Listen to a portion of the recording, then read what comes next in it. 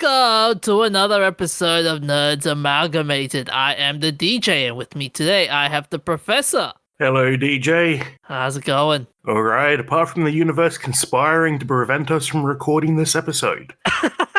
I think the universe is that scared of the new Powerpuff Girls script. Oh, that script. It's not good. It's never good. And oh man, that script drop was a result of the network saying that they wanted to rework the pilot episode because and quoted by the CEO Mark Pedowitz. Oh, that's an unfortunate name. I know. The initial pilot was too campy and not rooted in reality. Really? So, is this the original pilot or is it the new one? It's the original pilot. Oh, and it's so bad. Like I read the whole thing. Okay. So I even wrote notes. You got notes. I do. Covered in ginger beer now. So we tried recording yesterday, except that my mic boom collapsed and knocked my ginger beer over. And I then had to go and clean my keyboard. Oh, man. And okay, I've got to say this, man. I saw the whole... I read the whole thing, and I looked at the people that were behind it. And here's the funny part. This was written by an Oscar-winning writer. I repeat, an Oscar-winning writer. Yeah, that's not working for you, DJ. How about you just say it in your normal voice? Oh man. Yeah, it was the writer for this script is an Oscar-winning writer, and her claim to fame was Juno. That was pretty well received, wasn't it? Yeah, it was well received. And that's Is that what she got the Oscar for? Yeah. Hang on a second, let me find it.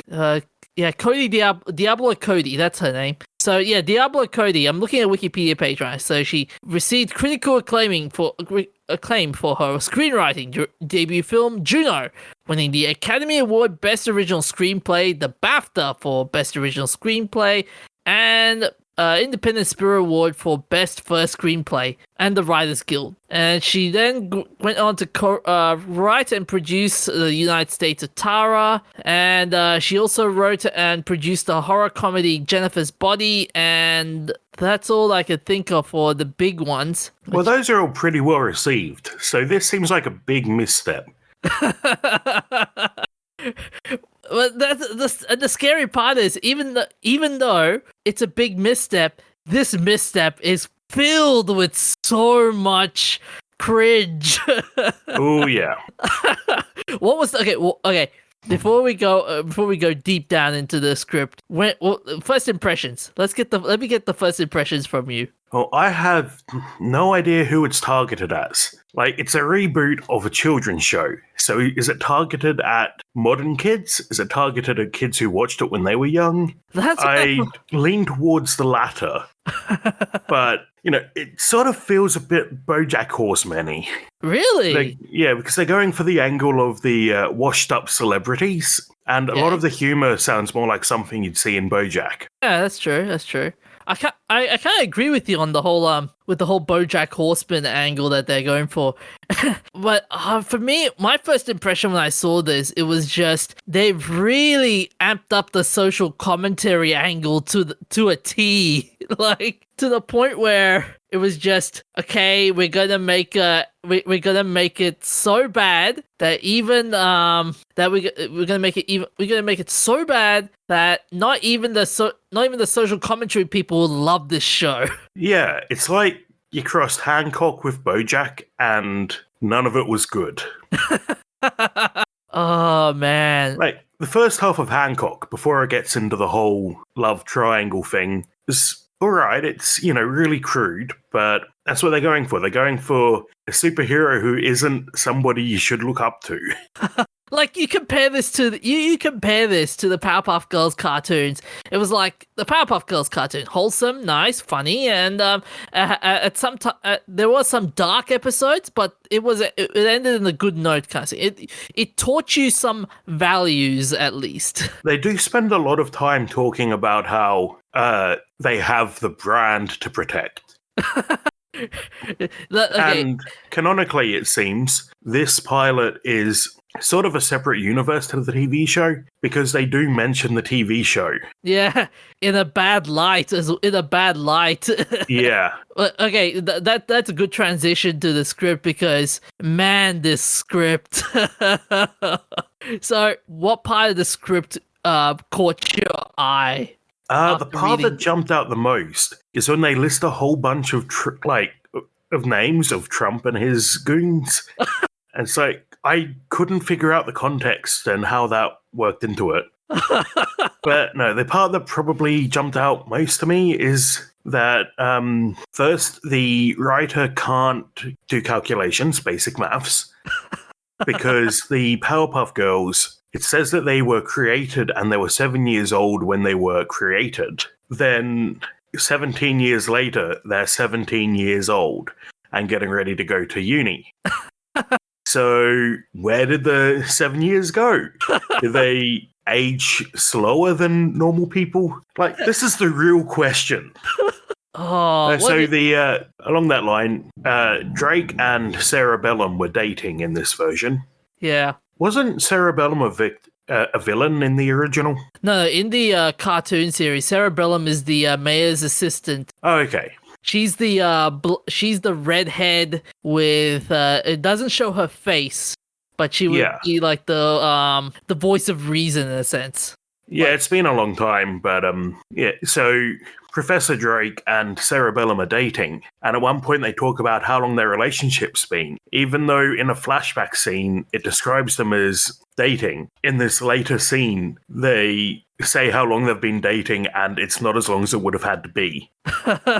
Oh, and interesting fact: the guy that's playing the professor in this series is the guy playing as Turk in Scrubs, which makes it really awkward. Why does that make it awkward? I mean, it's like in this version of Powerpuff Girls in the script, they made Professor Utonium as like this typical showbiz dad, always controlling the girls and stuff. It's and ruining their investments by investing into the housing crisis, like prior to the 2008 housing crisis.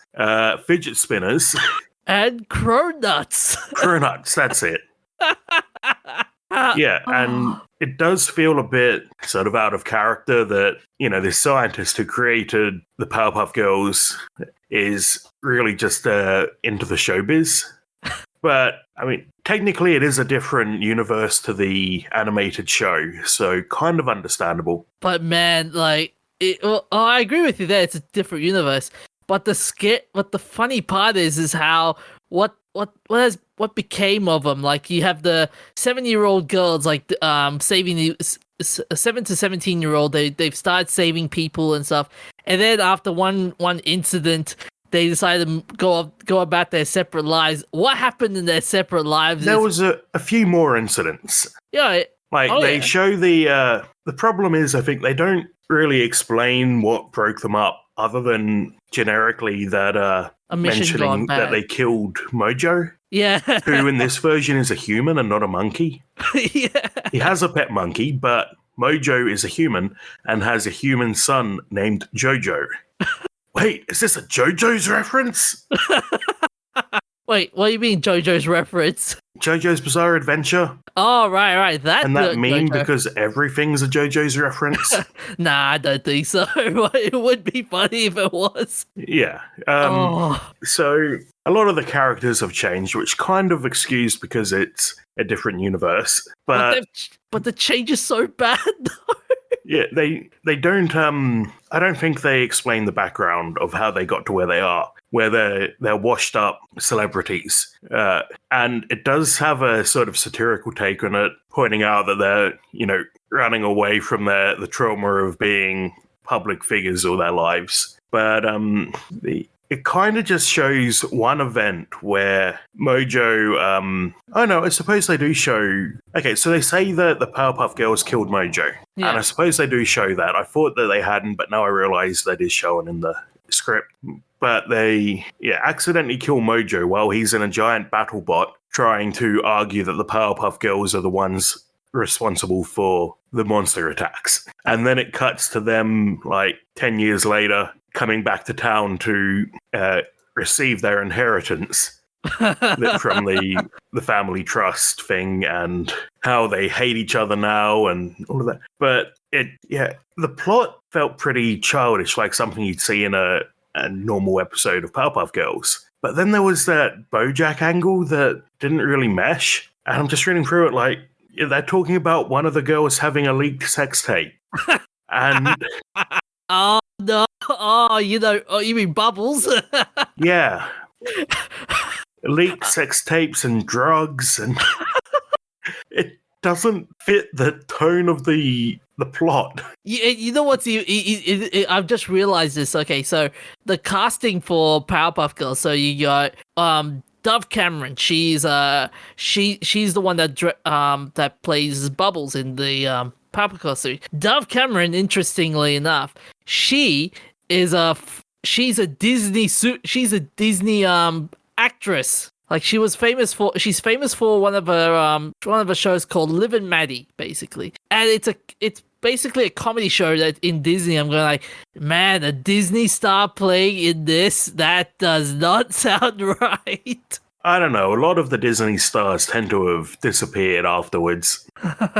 Wasn't Macaulay Culkin a Disney star? I don't, probably. Is Home Alone a Disney movie? Nah, I doubt it. But yeah, you're right, like, well, it's on Disney Plus now. Yeah, possibly. But man, this script with there's so much like references to outside to real world stuff. It makes you feel like the suspension of disbelief has gone out the window and died in a bloody mess. Yeah, they brought in all of these real world references that just weren't needed. Like the one in this entire script, the one thing that really really caught my eye, by the way, it was the one where, give me a second. Okay, I found it. Home Alone is by Fox. Ah, okay.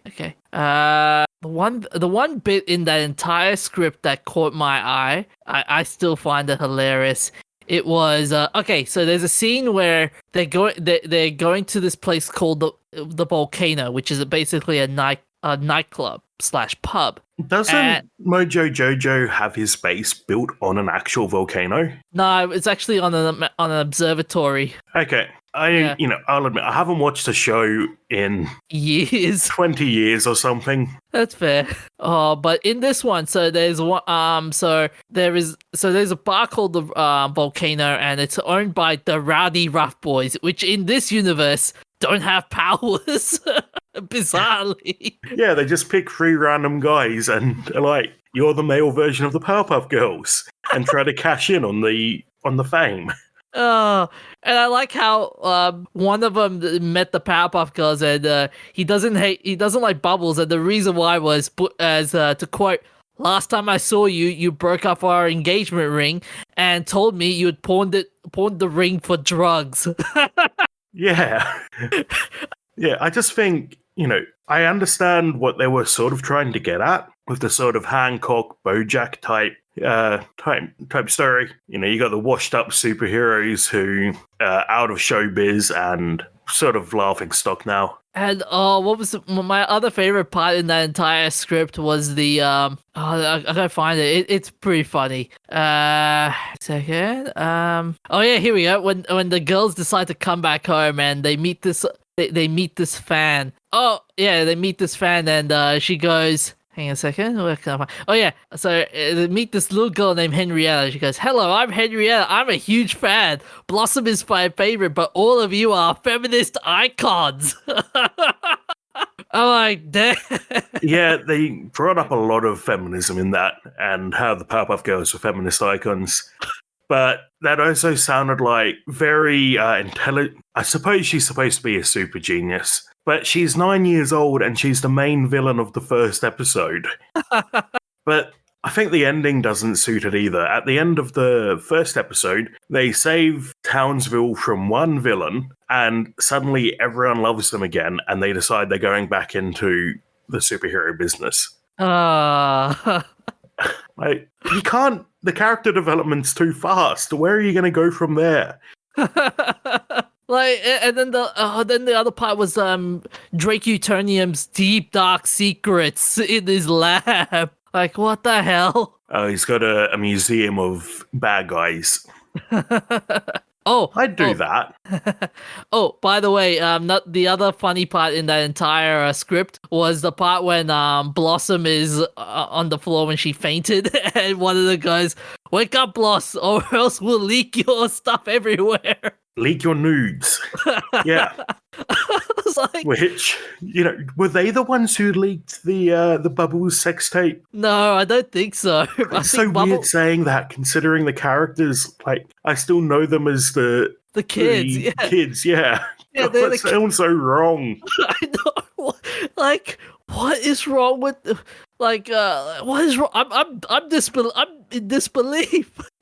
Like, Jesus, how did you get this wrong? I think they shouldn't have gone for the Powerpuff Girls. Like, it feels like they're piggybacking on the fame of the Powerpuff Girls to tell a story that doesn't really suit the Powerpuff Girls, and because of that, they're just shoehorning it in. Yeah. The Hancock BoJack crossover sort of story could be really good if it was done well. There's a lot of anti-heroes and all of that are pretty popular at the moment and have been for a few years now. So I reckon they could have done a really good comedy or even a drama, like something like BoJack, about a washed-up superhero. As long as they leave the weird Charlize Theron love triangle out. Okay, off topic, but seriously, what happened to Hancock?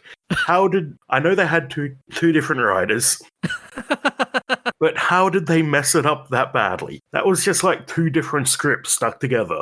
They could have. They had so much potential, and they screwed it up. Yep, telling two entirely unrelated stories. But a story about a washed-up superhero trying to regain the trust of the public and all of that is a really interesting topic. I just don't think they should have done it with the Powerpuff Girls, because they've tried to. The villains and all of that. The villain and the plot feel like something out of a kid's show, but the characters feel like something out of a raunchy comedy. And that being said, though, it's not a raunchy comedy. It feels like a raunchy adult novel, more like with all this melodrama. All the alcoholism and drugs. It feels more like Archer than, And I like how it's BoJack. And I like how it's Bubbles, the most wholesome person in the entire show, is the one that gets all the alcohol and the drugs. Bit of a character flip. And what's weird is how Drake, someone said this. I was watching a live stream reading of this script. Someone said it's weird how Drake, the whole Drake and having having three girls. It's kind of like ironic to the real singer Drake and his relationship with girls or something like that. I mean, they do mention that, not Drake the singer specifically, but they do have a joke in there about how Drake had to give his little girl superpowers because being a middle-aged man who creates three little girls doesn't look good. One day, just one day, we have got to do this. We have got to do a reading of this one day. Oh, so JoJo being a bit of a creepy stalker is weird as well. Oh, like they killed your dad. In the cartoon, in the cartoon, JoJo is technically the creator of the Powerpuff Girls in a weird sense, mind you. How so? I don't recall that bit. So there was an episode where when Mojo had all the superpowers, and the professor and he kidnaps the professor, and the professor sees all this carnage and wreckage that Jojo's doing, and he thinks back, and there's a moment, and he goes back to the time when Mojo was his assistant. It was the professor's assistant at this time, and then all of a sudden he snaps out and say, Jojo, you were the worst lab assistant I ever had, and he did all this like carnage in the lab. At one time, the professor was trying to create the girls, and Jojo accidentally pushes the professor, and his hand knocks onto Chemical X, and he created the Powerpuff Girls. Oh dear. Yeah, they don't make it that blatant in the reboot, but Mojo is still working with Drake in the lab, and he's a bit upset that Drake gets all the credit. Yeah. Oh, but thankfully, because of what happened with the script and the reworking, they've decided to can the pilot for now. Yeah, I'm a bit worried. Like, is what they're going to, they've already gone down this angle. Are they going to completely scrap it and make it just a straight Powerpuff Girls reboot? Or are they going to just rework this idea? Because I don't think you can salvage this idea while keeping it Powerpuff Girls branded. But you know what's going to be funny? But you know what would be funny though? I bet you bottom dollar, someone is going to make like a hashtag release the Diablo cut. Oh no. It'll be like the Snyder cut in the worst way possible. And can you imagine how bad of the reaction will it be if that comes out? I mean, I thought the Sonic movie CGI blunder was bad. I had no idea it could get worse. Oh man. Well, at least it's not as bad as what's going on with Xbox. Which, not as bad as I thought it was, because an Xbox developer actually explained the situation. So a couple of weeks ago, Modern Vintage Gamer published a video with some details about about how the DRM on the Xbox Series works, and criticizing it for making it hard to install games offline. So I saw that and I was rather concerned initially, thinking, the console isn't going to work when it's offline, it's just going to be a brick. But the disc consoles here, in this case, do function offline to an extent, and the developer says that he thinks that it's because the error messages are really unclear, and that he wants to make sure that they update the messages and make it more clear. So the Xbox Series has backwards compatibility with some older games, and because they haven't bothered to include any previous gen hardware, the older games can't be installed without a internet connection, because the disc in that case is just your license to install the game. And that's for the original Xbox and 360. This is the same case as on the Xbox One, where you need to be online to install an original or 360 game. But in this case, you also need to be online to install config files for Xbox One games. And then versions with smart delivery, depending on how it's set up exactly, whether the disk was created in smart delivery in mind. And so older games were made before the Series X was available to developers, so developers have made a smart delivery version, which gets downloaded from the internet when you first boot the game up, or first install the game, because they couldn't have predicted and created the disk containing the data, obviously. Some versions act like the original Xbox and 360 mode, where you need to insert the disk and it downloads the proper version of the game entirely from scratch, and they call that a stub. And in that case, some of them, the games weren't ready to have the full version installed. In some cases, it can't anyway because the game's too big for the disk. But at the moment, it seems like most games are coming with the primary Xbox One game and then a stub to allow smart delivery for the Series X. Now, the good news is your native Series games can be installed offline. So we're already seeing hopefully an improvement on the C-bomb issue from Sony. I'm not 100% sure whether the Xbox Series has a CMOS chip in it that will CMOS battery that requires a sync. I'm just pulling up a source actually from Does It Play, who point out that the Xbox Series will render all software unplayable eventually. Oh man. So does that mean we'll all eventually have to do wireless and no disc forever? No, it means that eventually your console will become unplayable. Oh yeah, that's And in this case, Does It Play are saying that it's better on PS5 because in the case of C-Bomb, which is when the CMOS battery goes flat and the PS5 is unable to phone home and check with the home server, so it tries to store the current time and synchronizes that with the server when it's able to get online. But after the first time setup, you can theoretically take it offline and never plug it in again, as long as the CMOS battery never goes flat. If it ever goes flat, your console is dead until you plug it back into the internet.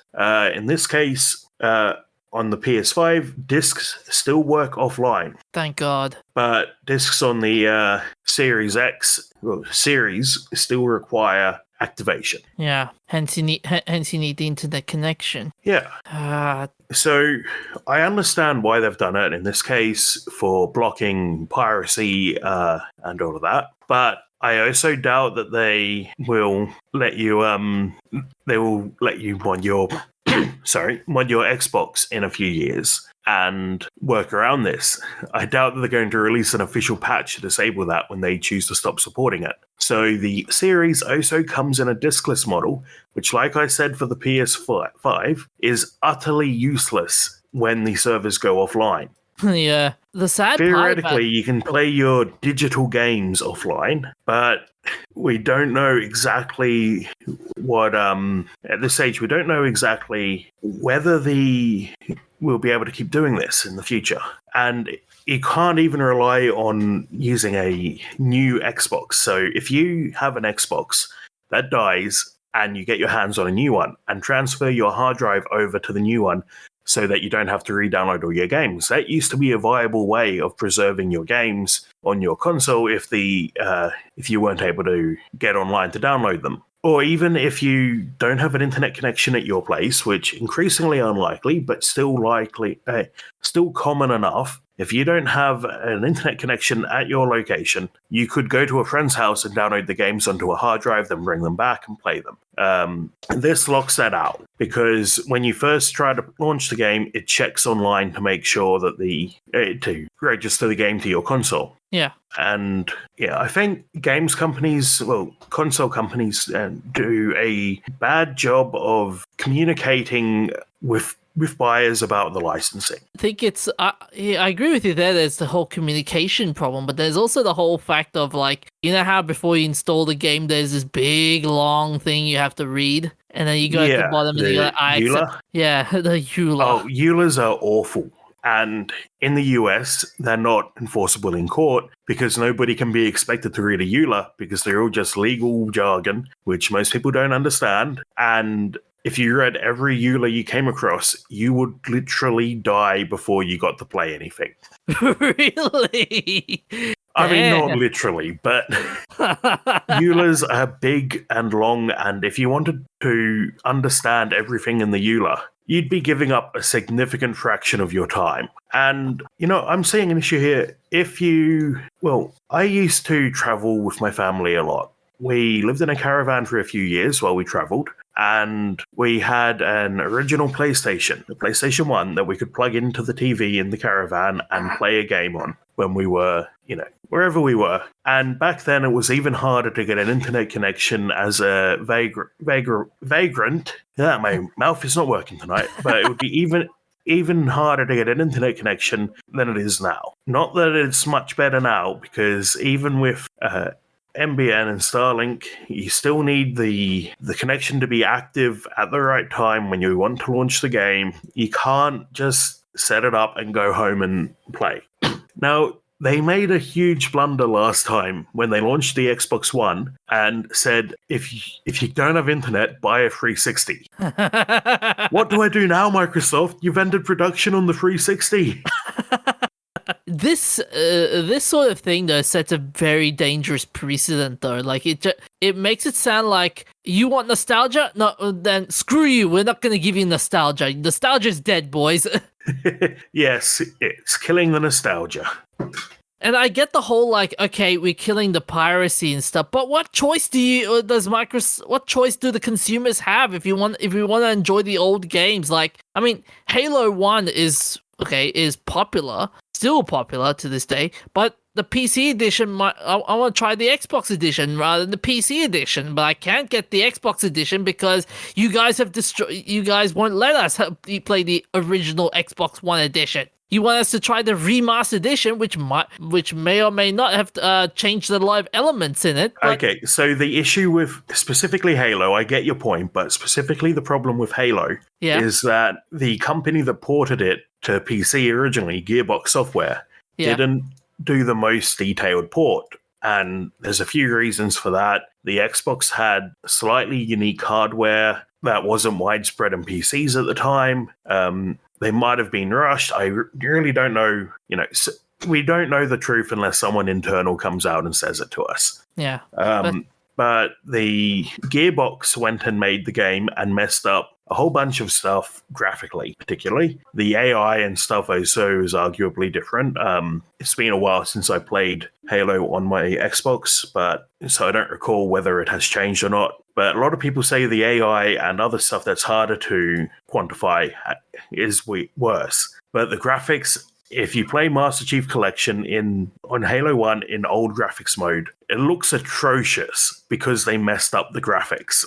And then the company that did the remaster for Master Chief Collection, I think Saber might have been, they based it off the Gearbox port. So there are mistakes that carry over into the Master Chief Collection because Gearbox made a mistake 20 years ago.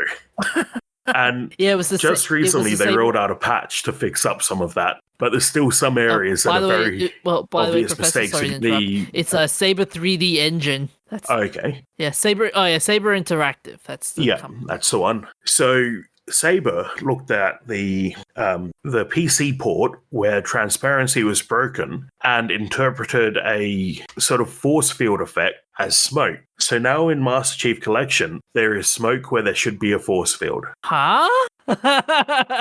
Wait, what? It's not like, I don't think it's hugely noticeable, but it's just an example of how even with things that are supposed to be nostalgic remasters, the mistakes just accumulate. But but that being said though, you reckon from a game developer's perspective, the whole idea of releasing stuff on CDs and discs is just now becoming dead. It's dead. Oh yeah, it's dead. But that whole like nostalgic feeling, like when games would come out on CD and stuff. You reckon that feeling has died now? Now we got the online editions, and now with this sort of mess. I think a lot of the things that people will be nostalgic for in 10 or 15 years, so all the games that are coming out in the 2010s, we're going to lose a lot of them without a concentrated effort to preserve them. And not because by their nature it's hard to preserve them, but because things that developers have done have made it harder. Choices that developers made when it comes to the hardware, things like CBOM. So, older consoles, usually there's let me straighten this out. Anything before the late 90s, you could modify to your heart's content and replace parts, and you probably wouldn't have an issue. Then in the late 90s, things started to become more locked down. Like the original PlayStation, the disc reader is paired to the unit. I'm not sure exactly why, and maybe it's to prevent piracy, or maybe that's the excuse they'll use if you ask them. But it also has the effect of preventing you from repairing your PlayStation if it breaks, which means that if your PlayStation breaks, all of your games on it, you can't play it. Then as we've come along and internet access has become more reliable and more games have access to the internet, we have day one patches, multiplayer modes, always online. And that's going to make it harder to really preserve a game. So something like Watch Dogs, as an example I'm pulling out of my hat, has a multiplayer mode that consists of 2 players loading in, and like a player will get added to your world while you're playing the single player, and you then have to track them. I don't recall whether the host player tracks them or if the intruder tracks the host, but the goal is to track down the opposing player and kill them, and one player is the hunter, one player is the mouse.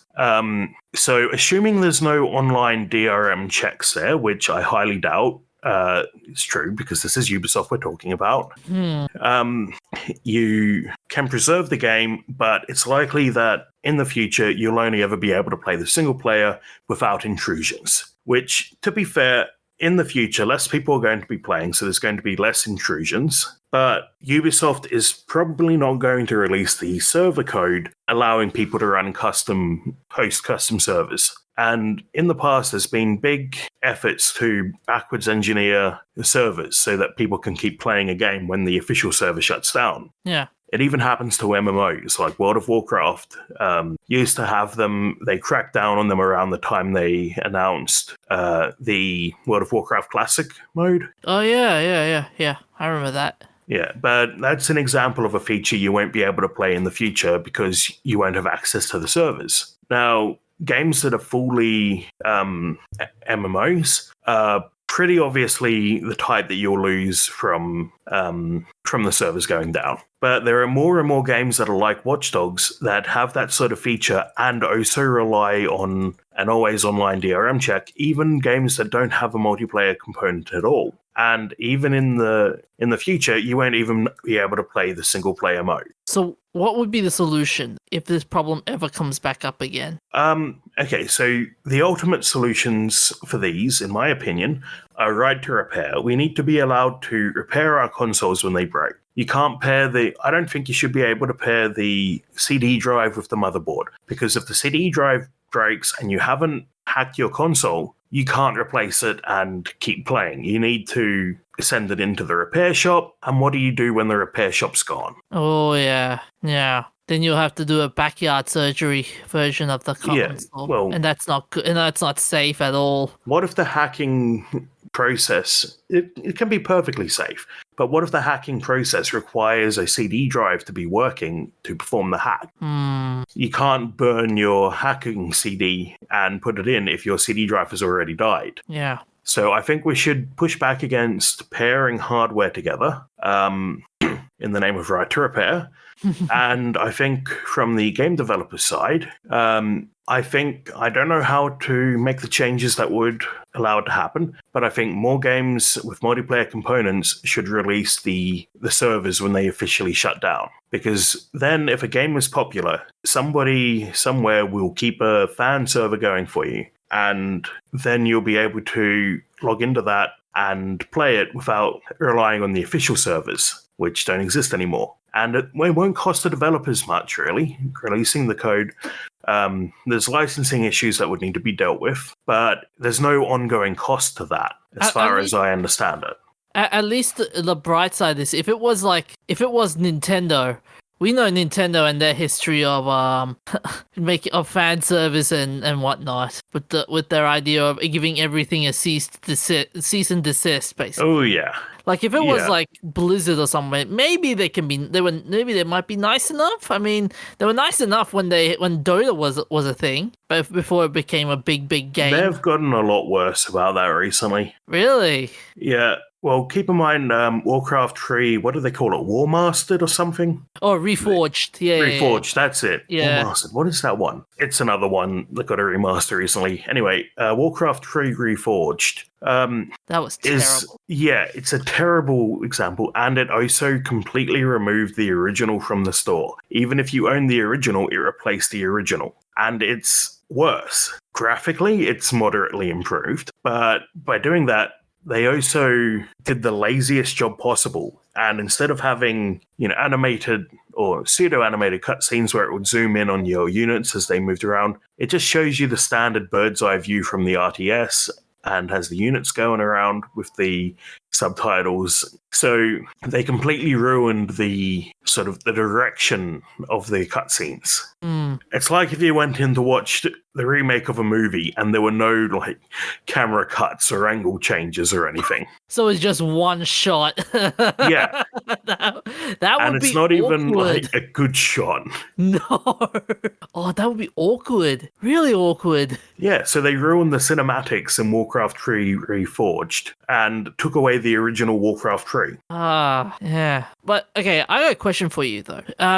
What if they're doing all this like online instead of CDs as a way to put more emphasis on playing it on a multiplayer front? I think a lot of companies are doing that because multiplayer Is the big kind of thing cheap now. to develop if you have an engine that supports multiplayer already. It's kind of cheap. You don't have to focus on AI. You can have a simpler loop, and you extend the playtime of your game significantly. Like most of the playtime of a game like Call of Duty or Battlefield is in the multiplayer mode, not the campaign, right? Yeah. So if you just make a multiplayer game and slap the laziest campaign on, then you can have the multiplayer last for years and also sell costumes or power-ups or whatever through your online store and have a recurring revenue there. No longer are your gamers going to pay $60 for a game and go home and play it by themselves in their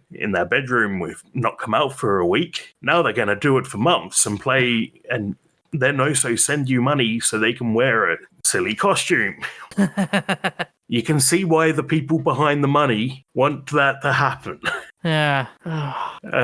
So yeah, a lot of games are adding multiplayer features so they can sell microtransactions. Yeah. But what if they just using it just to make the console go longer, you know, in order to get the Xbox One, you have to play the multiplayer and only the multiplayer. No, the CDs, screw the CDs and playing single player. We just want you to only play the multiplayer. Like, what if the multiplayer was the only selling point? That is also okay. Multiplayer is also a bit of a selling point, and not necessarily for the same factors, but multiplayer is a selling point because if you want to play multiplayer games with your friends, you need the same console. Yeah. So the last couple of generations, it's been all about getting people onto your platform to begin with so that they then go back and get all their friends to join them on that platform. Okay. But I think that's related to a different issue to this. Fair enough. Anyways, in the interest of time, we should move on to our next topic. What? You don't want me to talk for 6 hours about how DRM is ruining our heritage? Hey, by the time we finish this conversation, by the time we finish talking about it, we'll be seeing more red crabs crawling around the area. And yes, that was a very, very lazy. That was a very, very lazy segue. I know. Mm-hmm. So, on to our final topic. So scientists have found a way how to control the crazy ants in Christmas Island, and it involves crabs, red crabs, and I don't mean the crab dance that you see in every meme. So, how are the crabs and the ants related? So the red crabs, they're famed throughout the world as with a yearly migration to the sea, which turns the islands into red carpets. So in 2016, 2016, scientists introduced a Malaysian micro wasp to try and deprive the crazy ants of its food source, honey dew, which is produced by an insect called the yellow lac scale. This wasp intends to spread under the own stream of an island very well and has done a terrific job of controlling the yellow lac scale. Okay, but the reason they're doing this is because the crazy ants are killing the crabs. Yeah, crazy ants are invasive in Christmas Island. Yeah, and they have killed more than 30 million red ants. Yeah, I mean, there's a lot of red ants there to begin with, but a lot of red crabs there to begin with, but that's still a big fraction. Oh yeah. So the scientists have now been introducing micro wasps and micro wasps to curb the whole food source as a way of controlling it. I mean, it's an interesting idea. using biological control on ants. The risk is, what if your biological control goes rogue? Oh yeah. You I know mean, about cane toads, right? yeah, they were They were trying. brought in to control the cane beetle, which was eating the sugar cane. Turns out cane toads don't eat cane beetles and prefer to eat Aussie things, and now they're all over the place.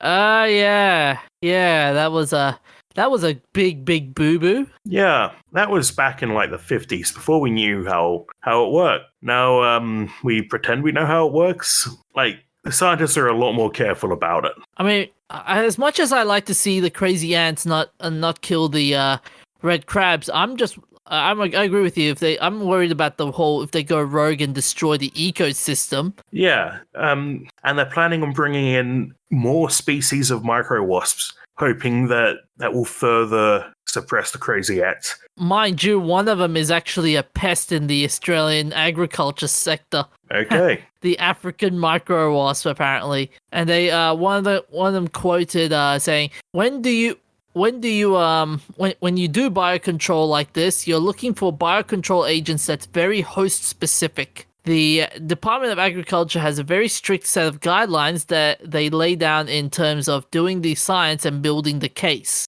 Yeah, so you want it to be host specific because unlike, chemicals, which if you could find something that's host specific, in chemicals case, you can usually get it to within particular types. As an example, Roundup is theoretically, I know there's a lot of debate about it, but should only be poisonous to plants because it affects an enzyme pathway that only exists in plants, not in animals. So the risk there is overspraying it and killing off things that you don't want to harm. But theoretically, it shouldn't harm the animals, and also it breaks down in the environment and doesn't continue to harm the animals. The problem with any sort of bioweapon is that bioweapons reproduce, and if you don't have them perfectly locked down to a particular target, they go rogue and wreck the ecosystem like cane toads. The other problem with bioweapons is their reproducibility and How is that different to what I just said? Oh right, sorry. I actually no. I was gonna say the weaponization. Imagine editing the gene code of a species to carry other diseases. Yeah. In this case, they're using the micro wasps to starve the crazy ants by controlling the shellac. Lac scale, sorry. Shellac is a product made from using lac scales. So I'm not sure I'm convinced this is a great idea. I don't think we really know enough about the ecosystem to be able to do this accurately. It's an interesting problem to solve. And not to mention, like, even if you get this successfully done, like, will this affect the other big picture? You have to wonder is the tourism angle. Like, will this improve the tourism or not improve the tourism? Because I mean, seeing the red crabs like coming down from the road and stuff, it's always a tourist attraction. Yes, that's why they're probably working. Apart from preventing the ecosystem damage, they also want to save it for the local economy. So it's possible that they're rushing into this because of the threat to the economy. It's the only thing I know about Christmas Island. Yeah. So it's a big tourist draw. They're not. Just curiously, the red crabs, they're not an endangered species, are they? I don't think so. A second, let me have a look. Although its population is under great assault by ants, as of 2020, the red crab has not been assessed by the International Union for Conservation of Nature, and it is not listed on their red list. Huh. Okay, that's interesting. I mean, good to hear that it's not endangered yet. Obviously, the fear is that the crazy ants could wipe them out, but good to hear that so far that's not happening. Yeah. Anyways, we'll be right back with our message from our sponsors, and we'll be back with our nerdful things, shoutouts, and events, and famous birthdays and events of interest. So, Professor, what nerdful thing have you done? I haven't done a whole lot. What have I done? Have I watched anything? I haven't played anything. So, in other words, you didn't do much. No, I've been rather busy this week, getting ready for some moving and stuff. Oh yeah, fair enough, fair enough. What have I been doing? Okay, a second. I saw. Okay, actually no. I saw Dota the anime. Okay, is it good? It's interesting. It is interesting how the story they're going for in this one. And so I gotta find it. They're trying to. It's called Dota Dragon's Blood, and the plot is basically set in the fantasy world. The story follows Dragon Knight Davian, who hunts dragons to make the world a safer place. In a battle between demons and dragons, an elder dragon merges his soul with Davian, along with the Moon Princess Mirana. Davian pursues a journey to stop the demon Terrorblade, who wants to kill dragons and collect their souls. And I gotta say, it's got a very impressive cast of voice actors in this. Yeah, Dota's Dragon's Blood. It's a good series. I won't spoil much of the plot, but yeah, it has a good amount of pacing and the character development is there. So yeah. I would give this series a 4 out of 5. Okay, so it's based on the Dota game, is it? Yeah. Well, recently I watched Edge of Tomorrow. Oh yeah? Is that the one with Tom Cruise in it? Yeah, and he, lives the same day over and over again. Basically Groundhog Day, but with aliens. It's it's pretty good. I think the story and the way they handle the time travel element was good. I like that it wasn't just a guy with superpowers has to live the same day over and over again to learn how to survive it, but that it was actually a significant part of the plot was about dealing with the aliens who themselves use the power. So yeah, I think 4 out of 5. Nice. I've heard that series was based off an anime, if I recall. Yeah, an anime or a manga. I think it was a manga called Live, Die, Repeat. Yeah. Which is now the new subtitle of Edge of Tomorrow. Apparently, they announced a sequel, and that the whole series is going to be. I think it's all titled Live, Die, Repeat now. Oh no, sorry, it's All You Need Is Kill. That's the one. But yeah, now the whole series is going to be called Live, Die, Repeat, and Edge of Tomorrow is a subtitle. Okay, cool. Okay, so on to our shoutouts. On the 22nd of May 2021, Yuan Loping passed away at 90. He was the father of hybrid rice, developed in the 1970s. He developed his hybrid strain after discovering a wild specimen by a railroad track in Hainan. Hybrid rice was a significant advance in the Green Revolution when new techniques and varieties of crops alleviated food shortages around the world. Professor Yuan wrote that seeing the bodies of people who had died of starvation drove him to complete his work. He died from multiple organ failure in Changsha. Have you ever tried it? Hybrid rice? Yeah. I don't know. I mean, it's just rice that happens to grow prolifically. Yeah. And it was important because between the hybrid rice and a few other discoveries, a lot of extra food was able to be grown in a smaller area, which alleviated famines all over the world. Like back in the 70s when this research was going on, people thought we were close to the carrying capacity of the Earth, and discovering stuff like this has expanded the carrying capacity by several billion. Of course, we're still going to run into problems when we run out of that, but that's for our grandkids to deal with. Fair enough. So on the 24th of May 2021, the 30th anniversary of Thelma and Louise passed. This was a 1991 movie directed by Ridley Scott about two best friends who go on a road trip to escape their boring lives but end up out of their depth on the run from the police. It was notable for being female-led but criticized for being anti-man. When an interviewer suggested the male parts weren't good enough, writer Callie Corey said, "So what?" Susan Sarandon also noted that it was unusual to have two female friends in a movie. The movie received 6 Oscar nominations and won Best Original Screenplay. That was a good movie. And my favorite bit about it is how The Simpsons parodied that movie. Yeah, there are so many parodies of that ending. On the same day, Samuel E. Wright passed away. Samuel famously played the crab in The Little Mermaid and performed Under the Sea. Under the Sea. Sorry.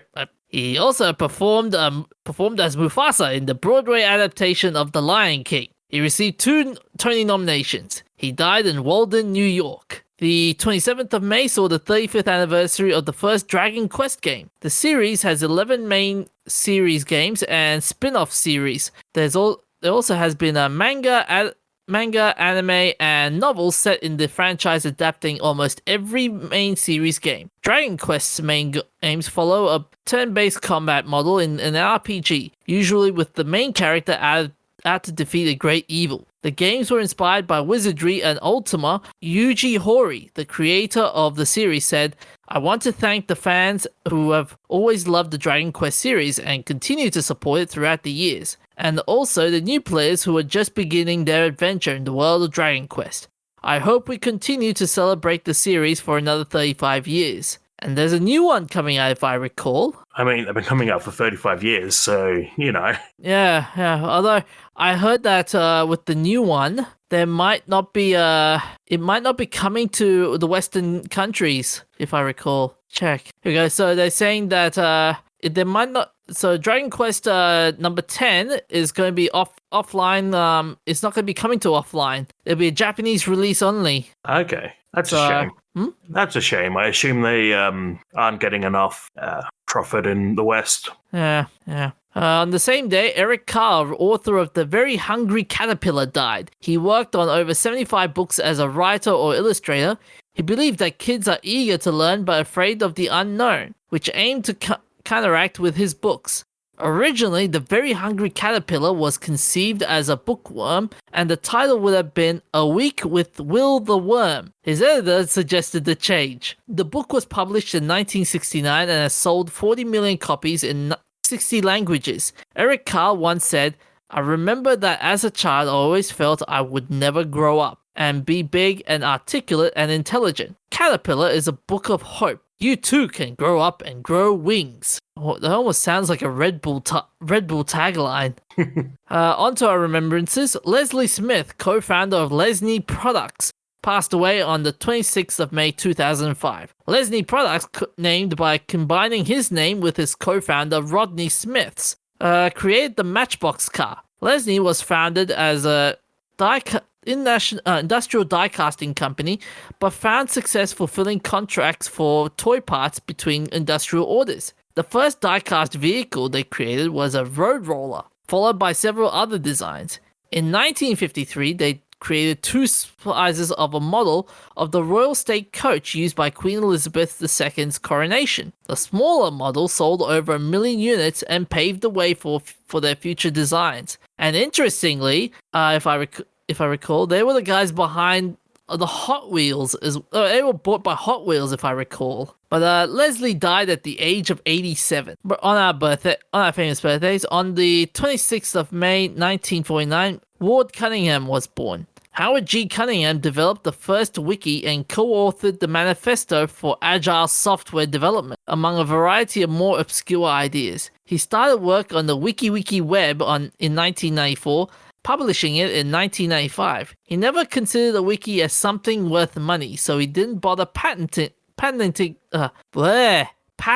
it, the idea. He was interested in the sociology of editing a collaborative wiki by tracking edits. He's also credited with the idea that the best way to get the right answer on the internet is not to ask a question, it's to post the wrong answer. Ah, man, that's so he's the guy? Yep. Okay. Apparently he is. This idea boils down to the perceived habit of internet users to tear apart incorrect answers instead of being the first to answer a question. I guess that's how Reddit was created then. Pretty much. So on to our events of interest. On the same day in 1970, the Tupolev Tu-144 became the first commercial supersonic aircraft to exceed Mach 2. The first supersonic flight of the Tu-144 prototype beat the Concorde by 2 months. 16 144s were built, flying 102 commercial flights at a cruising speed of over 2,000 kilometers per hour. The 144 could carry 140 passengers. Apparently, they're now thinking of bringing that model